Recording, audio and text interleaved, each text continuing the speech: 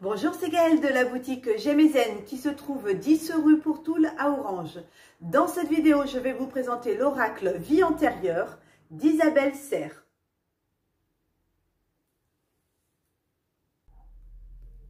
Alors, voici la pochette de l'oracle dit Vie antérieure d'Isabelle Serre. Au dos, on a le petit texte explicatif. Dans ce coffret, tu découvriras 42 cartes magnifiquement illustrées accompagnées d'un livre pour obtenir des informations précieuses sur tes vies antérieures, sur tes expériences passées et sur tes relations karmiques. Tu pourras entrer en contact avec tes guides et obtenir un éclairage précis sur des schémas répétitifs bloquants et sur les passions naturelles qui t'animent depuis de nombreuses vies. Tu comprendras également l'origine de tes peurs et de tes blocages en ayant conscience de ce que tu as vécu dans tes vies antérieures. Au fil de la pratique, tu seras à même de te libérer de ton karma pour créer tout ce que tu souhaites dans une énergie positive et lumineuse. Grâce à cet oracle, tu es maître de tes énergies en connexion avec tes guides. Le petit texte de présentation d'Isabelle Serre pour ceux qui ne la connaissent pas encore. Alors, elle est diplômée en psychologie, médium de naissance et magnétiseuse. Elle anime des formations et des conférences pour aider chacun à être maître de son destin et avancer dans son quotidien, grâce à la pensée positive et à la loi d'attraction. Elle est l'auteure des cartes oracles Mission de vie, Chakra du cœur, Libération énergétique, paru chez le même éditeur. Au mois de septembre 2021, le jeu est à 24,90 €. On va maintenant aller voir à l'intérieur comment se présente le jeu. Donc le petit fascicule qui explique les cartes. Hop, celle-ci, bon, la petite carte de présentation de ces autres oracles, on la laisse à l'intérieur de la boîte.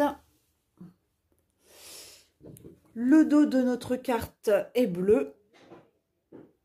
La tranche est bleue également, donc ça, on voit rarement les jeux avec des tranches comme ça, bleu, j'allais dire bleu argenté, mais non, bleu brillant. Voilà, j'ai trouvé le mot. Allez, maintenant, on va aller découvrir les cartes. Donc, vous avez le redoublement, enfant, la prison, maladie, savoir antérieur, aide aux autres, enfance difficile, trahison des idées, un contrat d'âme, guérison d'âme, travail excessif, instabilité et doute, ange terrestre, dirigeant, un amour impossible, un être spirituel, abondance bloquée, l'abandon familial, relation à flamme jumelle, soumission à l'autre, la fuite, les animaux, fuite de l'amoureux, le soldat, le rebelle, la famille terrestre inconnue, les écrits, la solitude, le travail indépendant, l'échec professionnel, création personnelle, une fin de relation brutale, tromperie adultère, la nature, la campagne,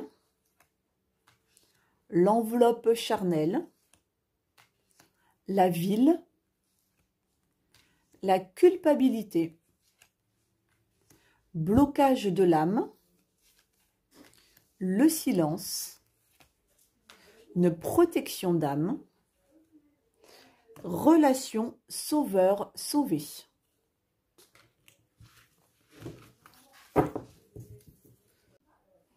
On va maintenant aller découvrir le petit livre. Alors, comment il se présente? Donc, vous avez le sommaire. Ensuite, l'explication du tirage à 3 cartes. Vous avez aussi la possibilité de faire un tirage pour le karma. Un tirage... Ah bah c'est tout. Je croyais qu'il y en avait un autre. Non, non, non, bah c'est... Voilà. Soit le tirage à 3 cartes, ou soit le tirage pour le karma. Ensuite, eh ben, vous avez l'explication donc d'abord de la carte. Et ensuite, si vous tirez pour votre karma, vous avez l'explication plus détaillée pour la carte de votre karma.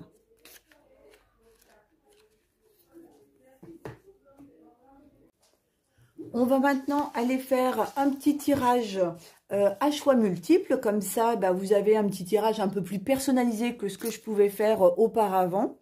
À savoir, bah, là, comme ça, vous allez pouvoir choisir entre 3 possibilités.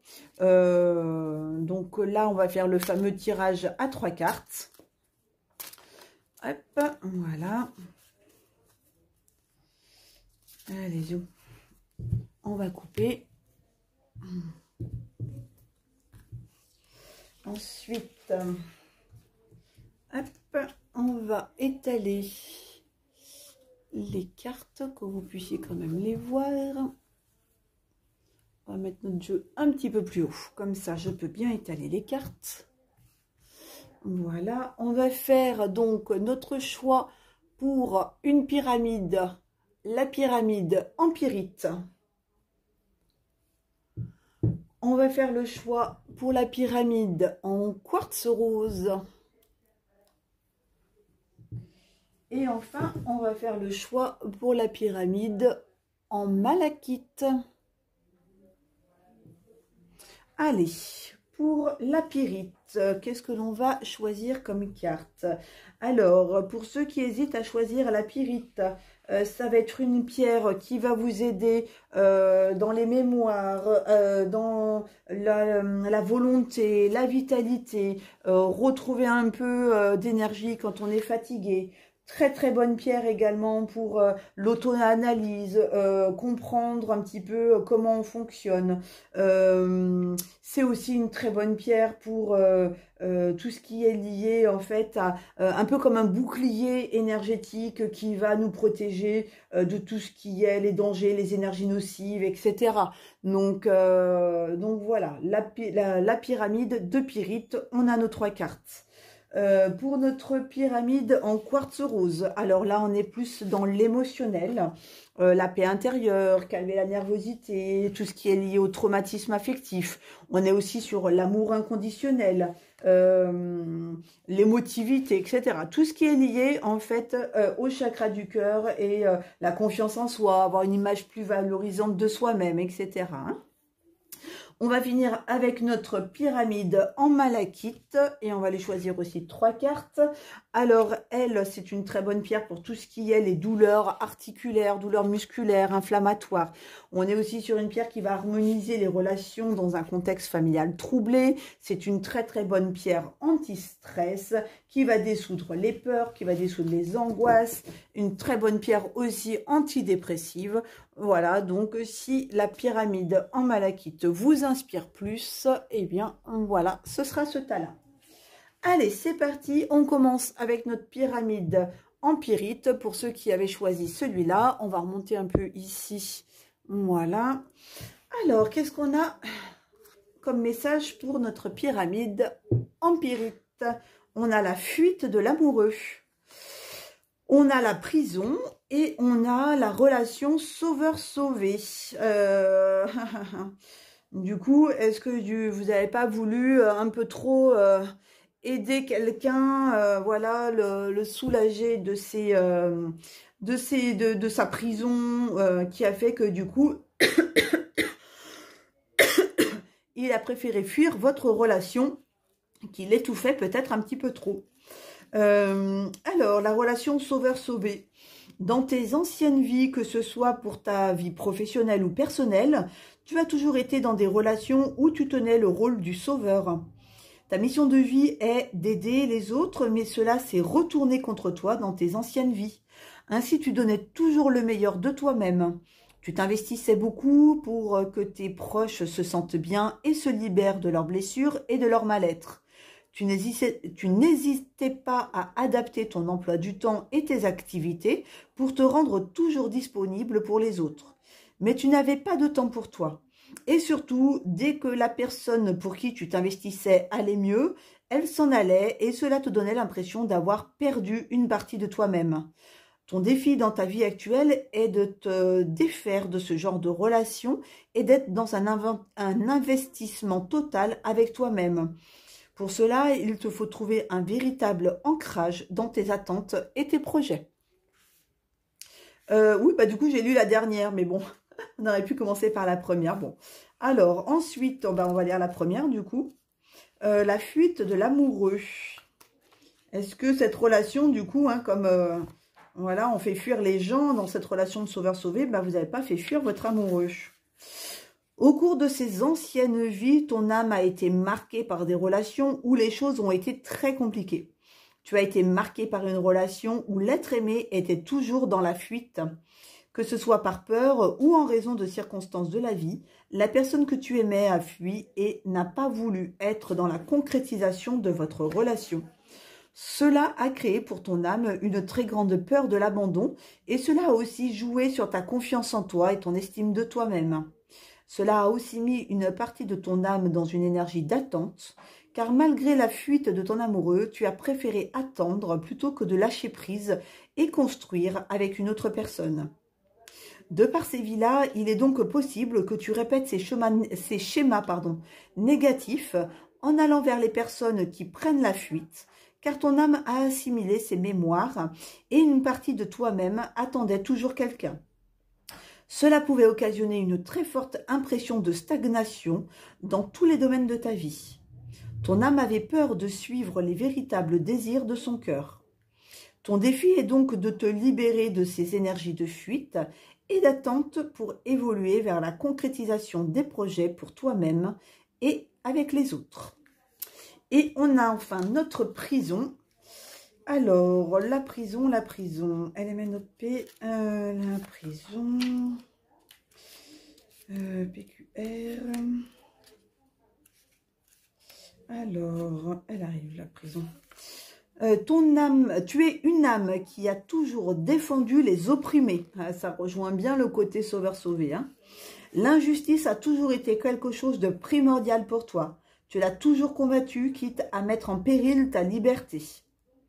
Dans tes anciennes vies, tu as œuvré pour la protection des autres et la lutte contre l'injustice sociale. Mais cela s'est retourné contre toi et tu as été injustement jugé coupable et jeté en prison. Ce ne sont pas des emprisonnements pour des crimes ou délits que tu as commis. Ce sont des peines reçues alors que tu défendais des personnes en situation de faiblesse. Cela a laissé en toi un profond sentiment de colère. C'est une partie de tes énergies à garder en toi des barreaux énergétiques, ce qui peut créer des blocages, voire empêcher la création de tes projets et tes interactions avec les autres. D'où peut-être aussi la fuite de l'amoureux. Tu es une âme engagée qui a besoin d'être auprès des autres, mais ton défi est de faire en sorte que cela ne se retourne pas contre toi. Tu dois te détacher des relations sauveur-sauvé, car ton âme le fait spontanément. Mais tu oublies qui tu es et tu oublies de construire pour toi. Alors libère-toi de cette prison intérieure pour rentrer dans une énergie de construction lumineuse et positive pour les autres et pour toi-même. Donc voilà, c'était le premier tirage pour notre pyramide de Pyrite. Alors, ensuite, on va faire notre pyramide de quartz rose pour ceux qui avaient choisi le quartz rose. Alors, qu'avons-nous de sympa? Alors, on a la ville, on a les animaux et on a l'échec professionnel. Alors, qu'est-ce que ça nous indique tout ça? Le rapport entre les 3 cartes. Eh bien, alors là, bonne question. On va peut-être avoir des petites explications en lisant le petit fascicule. Donc, la ville. Alors, qu'est-ce que c'est? Ton âme a davantage vécu en ville qu'à la campagne. Tu es une âme qui a besoin d'être entourée et les interactions sociales te sont nécessaires. Dans tes anciennes vies, tu adorais sortir, tu adorais partager avec les autres. Ton âme adorait recevoir et être reçue. Il s'agissait pour toi de moments importants car tu apprenais beaucoup des échanges que tu avais avec les autres. Ton âme n'aime pas la solitude. Si tu vis actuellement loin de la ville, cela peut être un poids pour toi et tu peux avoir l'impression qu'il te manque quelque chose. Entre en contact avec les autres et entoure-toi de personnes qui sont sur la même longueur d'onde que toi. C'est là que tu trouveras la richesse et surtout cela nourrira ton côté solaire et amplifiera tes énergies. Ton âme est citadine et tu aimes créer des liens forts et dynamiques avec les autres. Alors, est-ce que du coup, vous vous retrouvez toute seule avec votre chien ou avec votre chat? Enfin, vous êtes un peu dans une solitude et qui, du coup, bloque énergétiquement et occasionne des échecs professionnels. Ou, alors là, à voir. On va aller voir les animaux, ce que ça nous donne. Donc, du coup, plutôt une vie en ville, donc qui... on va pas dire ne correspond pas avec les animaux, mais alors, animaux. Ton âme a beaucoup été en contact avec les animaux dans tes anciennes vies. Les animaux ont toujours eu une très grande place dans ta vie et dans ton cœur. Tu t'es beaucoup investi auprès d'eux et tu préférais leur compagnie à celle des hommes. Les animaux t'ont apporté un amour inconditionnel que les hommes ne t'apportaient pas et tu as développé de très grandes capacités de communication avec eux. Tu as un lien de télépathie très fort avec les animaux et tu les comprends de façon instinctive. Ton animal totem est en lien avec une de tes vies antérieures. Ce qui te reliait à cet animal a été très fort et intense. Tu as sauvé la vie de nombreux animaux dans tes anciennes vies et tu prenais soin d'eux comme s'ils étaient des membres de ta famille. Les animaux sont tes alliés et tu as besoin d'eux dans ta vie pour te sentir équilibré et protégé. C'est pourquoi des âmes d'animaux sauvés au cours de tes anciennes vies reviennent à toi dans ta vie actuelle. Ils vont venir à toi naturellement et vont t'adopter. Vous allez alors continuer la relation que vous avez commencée dans plusieurs vies. Alors, est-ce que du coup, vous vous retrouvez toute seule dans une ville et que du coup, vous compensez avec la présence des animaux pour histoire d'aller avoir comme des liens sociaux, en fait, comme de l'amour inconditionnel que vous avez du mal à trouver dans cette vie actuelle. Et donc, alors, du coup, l'échec professionnel, qu'est-ce que ça va donner, l'échec professionnel? Dans tes anciennes vies, tu as toujours refusé le conditionnement. Ton âme a peur des règles trop strictes et d'entrer dans un cercle où chaque personne se ressemble. Tu as toujours essayé de cultiver ton originalité et tu as toujours voulu écouter tes passions et tes aspirations naturelles. Tu es une âme qui est motivée. Et quand tu étais engagé dans un projet, tu donnais le meilleur de toi-même pour être dans la création que tu souhaitais. Mais dans tes anciennes vies, tu n'as pas réussi à parvenir à l'abondance avec tes projets professionnels. Pourtant, tu t'étais véritablement investi, mais les résultats concrets n'ont pas été à la hauteur de tes espérances. Ces expériences professionnelles sont considérées comme un échec pour ton âme et aujourd'hui, cela te donne de très grandes peurs pour te lancer. Il est possible que tu fasses actuellement un travail qui ne te convient et que ton âme... Alors attendez, il y a un truc. Il est possible que tu fasses actuellement un travail qui ne te convient. Je pense qu'il manque le pas, qui ne te convient pas. Et que ton âme rencontre des blocages pour aller vers une situation nouvelle et inconnue, car tu es marqué par ces mémoires qui te font croire que tu vas échouer. Pourtant, c'est tout le contraire qui est prévu pour toi. Ton défi dans ta vie actuelle est d'élaborer un projet professionnel en phase avec ta personnalité. Tu dois exercer un métier qui a du sens pour toi et qui est en lien avec tes convictions personnelles. Alors du coup, est-ce que vous n'avez pas un lien très puissant avec les animaux? Ou peut-être que vous avez un animal qui vous guide en fait dans votre réalisation personnelle, hein, puisqu'on a vu qu'on était quand même pas mal soutenu par des animaux qu'on aurait pu sauver. Est-ce que ça peut être aussi que vous vous,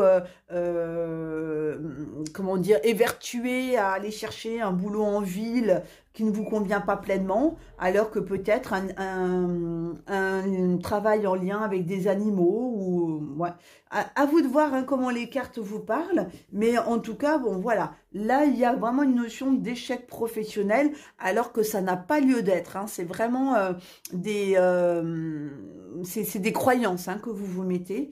Peut-être que vous n'êtes pas sur la bonne voie en fait au niveau de votre travail. Et que ça peut avoir un rapport soit avec un animal, peut-être aider des animaux à nouveau, peut-être soigner des animaux, enfin bon voilà. Ou peut-être qu'un animal vous guide en fait pour aller justement, c'est un peu comme votre ange gardien, c'est un peu comme votre animal guide qui vous guide justement pour éviter cet échec professionnel. Voilà. Alors après, la ville, c'est soit vous vous orientez sur des recherches de travail, peut-être au niveau de la ville, peut-être aller, je sais pas, moi, faire du bénévolat pour les animaux abandonnés en ville. Enfin, en tout cas, bon, voilà, vous le faites à votre sauce, mais voilà les 3 cartes qui sont sorties pour le quartz rose. On va maintenant aller faire le tas de notre malachite pour ceux qui avaient choisi la malachite. Alors, on a les créations personnelles. On a la trahison des idées. Ouf, à côté de quelque chose que l'on crée, la trahison des idées, elle n'est pas géniale. Et la maladie. Eh ben, super pour ce tirage. Alors, création personnelle. Qu'est-ce que ça va nous indiquer? Alors, les créations personnelles. Dans tes anciennes vies, tu as toujours été un créateur. Ton âme a besoin de créer de ses mains. Tu as besoin d'être dans un domaine où tu es dans l'exploitation de tes capacités et de tes compétences personnelles. Dans tes anciennes vies, tu l'as fait très souvent. Cela t'épanouit et surtout te permet de te sentir à ta place. Ton défi est de faire entrer la création personnelle dans ta vie actuelle, que ce soit dans ta vie professionnelle ou en tant que passion. Cela peut être par l'art, l'écriture, la peinture, etc. Ton âme a besoin d'exprimer sa façon originale de voir le monde et les autres et de le partager. Alors ouvre-toi à toi-même et à tes grandes capacités de création. Même si tu crois le contraire, tu es une âme douée pour créer et pour transmettre d'importants messages. Cela va te permettre de te sentir entier et de guérir d'anciennes blessures refoulées en toi. Alors, est-ce que c'est ça, les anciennes blessures refoulées? C'est-à-dire que on vous a volé vos idées dans un précédent travail ou quoi que ce soit. Mais, bon, on va aller voir trahison d'idées. Maintenant, qu'est-ce que ça donne? Alors, notre trahison d'idées. Tu es une âme qui a beaucoup d'idées. Ton âme a toujours été dans une profonde réflexion et surtout dans le partage. Au cours de tes anciennes vies, ton âme a exprimé beaucoup d'idées nouvelles et innovantes. Tu t'es toujours posé des questions et tu as toujours cherché à comprendre la logique des choses. Tu es une âme qui donne facilement sa confiance, mais cela s'est retourné contre toi dans tes anciennes vies. Tu as subi une trahison en lien avec tes idées. On a pu voler tes idées dans tes anciennes vies ou on a pu aussi t'emprisonner pour tes idées. Cela a laissé une carapace autour de tes énergies et cela a donné des blocages au niveau de ton chakra du 3e œil et coronal. Ton âme n'avait pas confiance en ses idées et avait peur de s'exprimer, car tu avais peur des répercussions et des réactions négatives des autres. Tu avais peur que les autres te jalousent et t'empêchent d'être dans la connexion avec ton véritable potentiel. Ton défi aujourd'hui est de faire confiance à tes idées et surtout de mettre en place des changements en lien avec elles. Suis tes réflexions et aie confiance en tes convictions intérieures. Aussi, prends conscience qu'une personne n'a d'influence positive ou négative que si tu lui en laisses la place. Alors crois en toi et surtout laisse venir en toi les pensées extraordinaires qui ne demandent qu'à entrer dans ta conscience. Surtout avec la création personnelle à côté. Et alors, qu'est-ce que la maladie va nous indiquer? Est-ce que c'est parce que vous bloquez trop que du coup, ça peut, vous savez, des fois quand on fait des grosses créations négatives mentales, du coup derrière ça peut déclencher des maladies. On va aller voir ce que ça donne cette carte-là. Ton âme a eu des vies antérieures où ton corps physique a connu beaucoup de souffrances. Donc là, on nous a parlé de prison, d'emprisonnement, etc., d'idées. Alors, est-ce que c'est ça la souffrance? Dans tes anciennes vies, tu as pu éprouver des difficultés à synchroniser ton taux vibratoire avec ton corps physique. Cela donnait des discordances dans tes corps énergétiques et donc une très grande dispersion au niveau de ton taux vibratoire. Il faut savoir que les peurs que l'on a vues dans cette carte-là font descendre le taux vibratoire. Hein. Donc, il y a un taux vibratoire, effectivement, engrange des maladies. Dans tes vies précédentes, tu as dû faire face à la maladie et cela a laissé en toi une très grande fatigue énergétique, voire une fatigue physique. Tu avais la sensation d'être dans un état d'épuisement perpétuel et tu étais sensible au moindre virus. J'ai un truc aussi qui me vient en tête. Est-ce que c'est parce que vous avez été malade et que vous n'avez pas pu aller jusqu'au bout de vos idées que du coup vous vous êtes fait piquer vos idées, etc. Ça peut être aussi quelque chose qui a marqué parce que vous n'aviez pas l'énergie nécessaire pour aller jusqu'au bout de votre créativité, de vos idées. Et du coup, vous vous êtes fait trahir par celui à qui vous en avez parlé, qui vous a piqué l'idée pendant que vous étiez au fond de votre lit, tout malade, tout agonisant. Ça peut être aussi une idée si ça vous parle. Alors, ton âme a pu aussi conserver une très grande peur de la maladie. Ton défi dans ta vie actuelle est de te reconnecter avec ton corps physique pour retrouver vitalité et dynamisme. Tu as connu la douleur et la souffrance physique dans tes anciennes vies. Tu dois prendre soin de toi et adopter une énergie de douceur avec toi-même. On te conseille d'écouter davantage ton corps et les signes qu'il t'envoie. Cela va te permettre de comprendre tes ressentis et la relation que tu as avec ton propre corps. Tu dois recréer un lien lumineux et positif avec ton corps physique pour qu'il ne subisse plus la dispersion de tes énergies et pour que tu puisses évoluer dans une énergie de bien-être. Alors là, on nous parle aussi quand même du corps physique. Alors, est-ce que vous n'auriez pas dans un petit coin de votre tête des créations, des choses comme ça qui pourraient faire que les gens qui se sentent pas bien dans leur corps ou quoi que ce soit se sentent un petit peu mieux grâce à vos créations, grâce à vos idées, etc. Voilà. Ça peut être aussi une autre piste pour aller travailler sur cette dernière carte liée à la maladie. Bon, voilà, je vous laisse un petit peu après interpréter vous-même, parce que vous-même, vous connaissez mieux votre vie que moi. Et du coup, savez adapter les cartes en fonction de ce que vous traversez et de ce que vous vivez actuellement.